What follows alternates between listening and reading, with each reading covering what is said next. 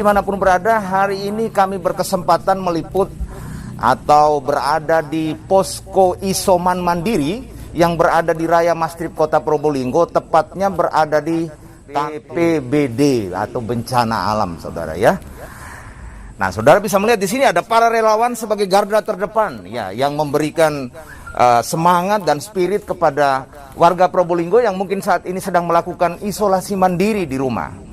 Saudara bisa melihat ini adalah para warga Probolinggo yang coba memberikan waktu, tenaga, dan juga bahkan biaya tentunya untuk menjadi relawan ya, dalam rangka gerakan warga bantu warga ya. Artinya ini kerja tanpa gaji nih ya, betul ya? Siap.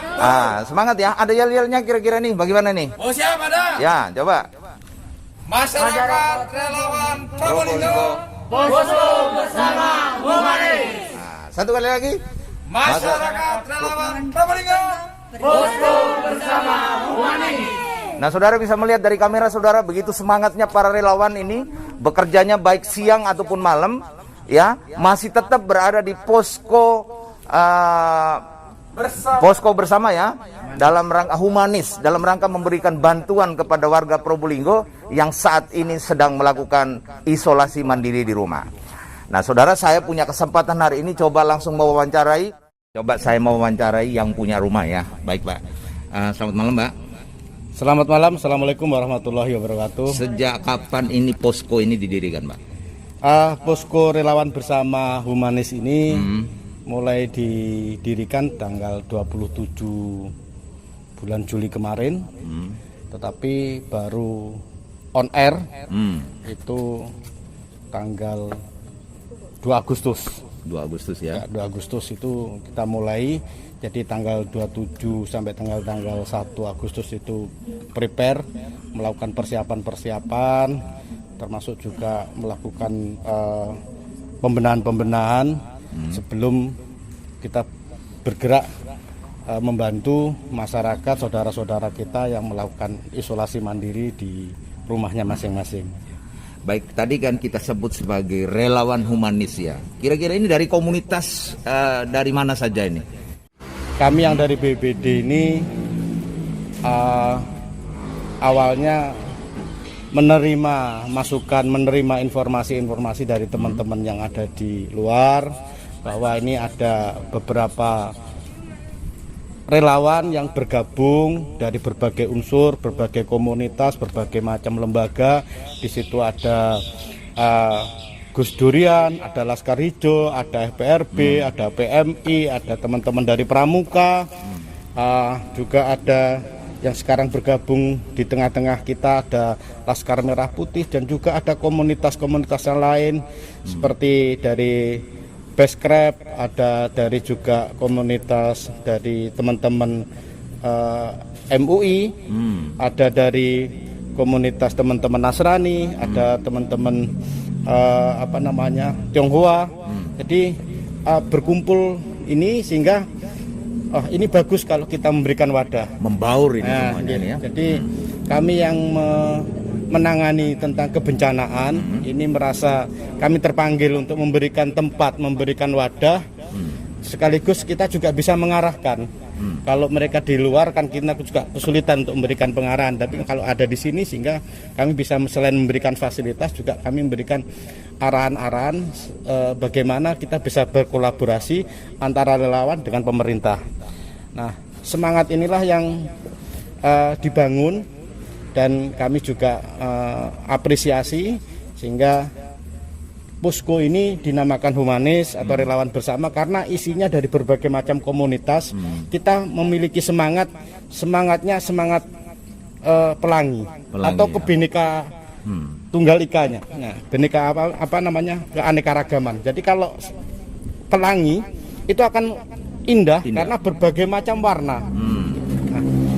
Tetapi memiliki semangat kemanusiaan untuk saling berbagi, saling membantu, saling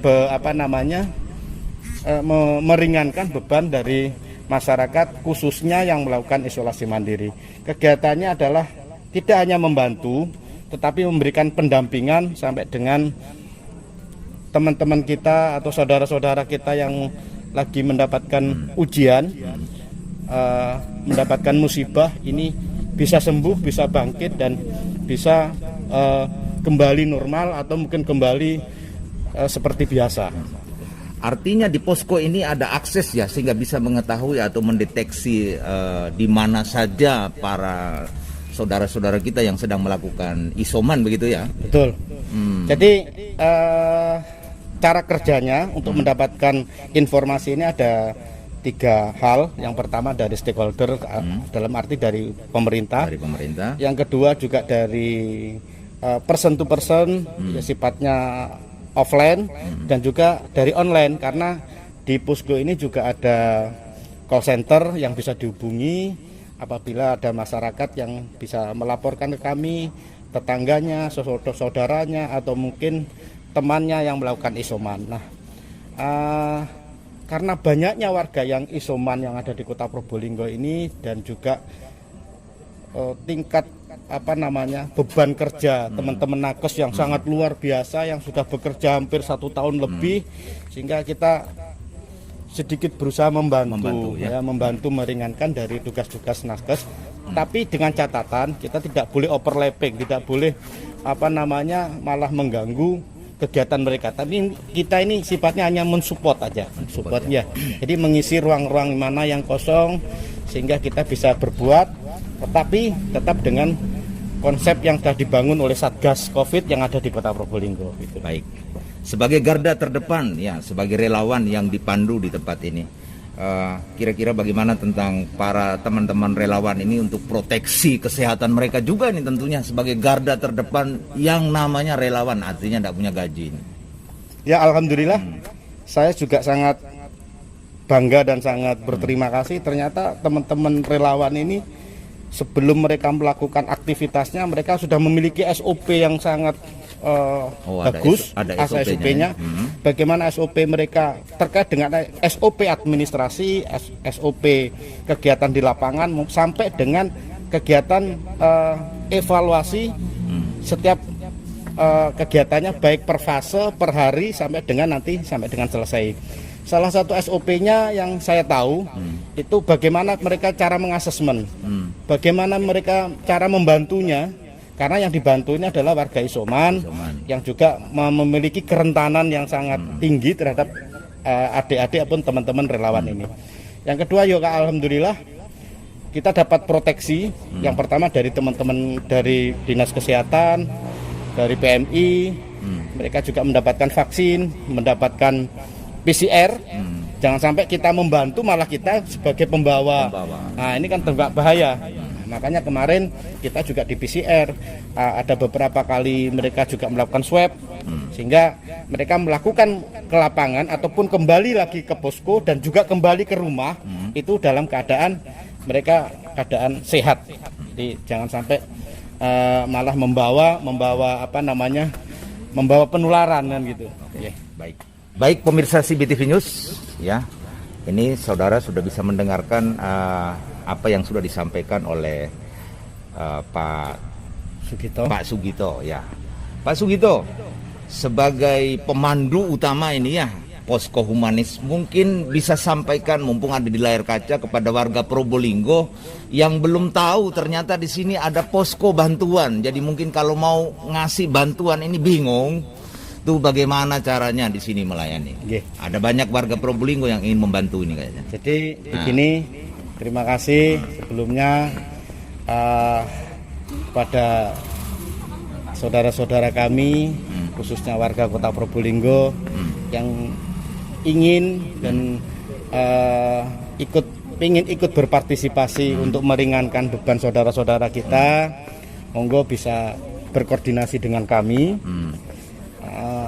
Bisa menyalurkan bantuannya melalui kami, dan juga bisa memberikan informasi ke kami warga mana yang bisa kita bantu. Jadi kami tidak hanya membuka diri untuk bantuan, untuk donasi, tapi juga kami membuka diri untuk informasi apapun, sehingga kami memberikan bantuan juga tepat sasaran dan juga itu bermanfaat bagi warga Kota Probolinggo. Oke. Baik, terima kasih buat bincang-bincangnya malam hari ini. Semangat ya.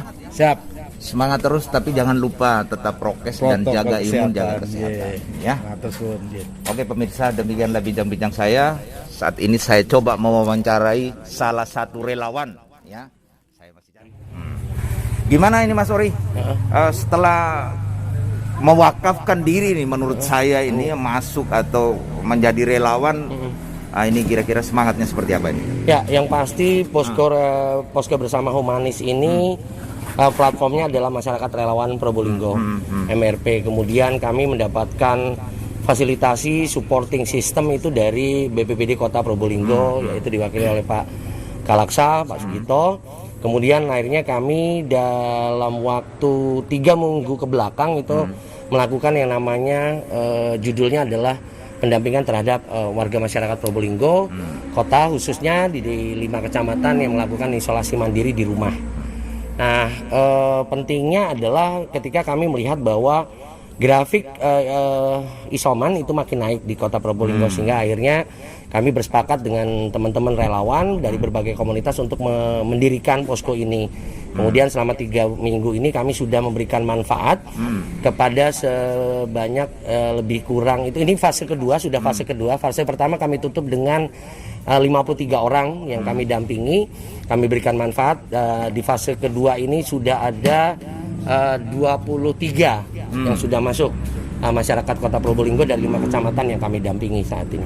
Baik, sebagai komando posko humanis, ini kan latar belakangnya beda-beda ini. Betul. Bagaimana cara memimpinnya ini? Ya, yang pasti bagaimana kami membagi peran gitu. Saya membagi peran teman-teman gitu. Kebetulan juga dari berbagai latar belakang pendidikan, status sosial, kemudian umur gitu ya. Sehingga akhirnya yang kami tekankan adalah semua bekerja sesuai dengan tupoksinya masing-masing. Membagi peran tadi, membagi tugas, kemudian yang lebih intinya adalah bekerja sebagai tim. Jadi tidak ada Superman, tidak ada individu yang lebih lebih penting, lebih kerjanya lebih banyak, tapi bagaimana yang menjadi super tim. Itu sih. Semangatnya luar biasa. Semangatnya itu, betul. Terima kasih, selamat berjuang. Sama-sama Pak, terima kasih. Garda terdepan ini ya. Amin, amin. Semangatnya seperti apa ini Gus? Alhamdulillah ya, kita sebenarnya baru tergabung di posko relawan humanis ini ya.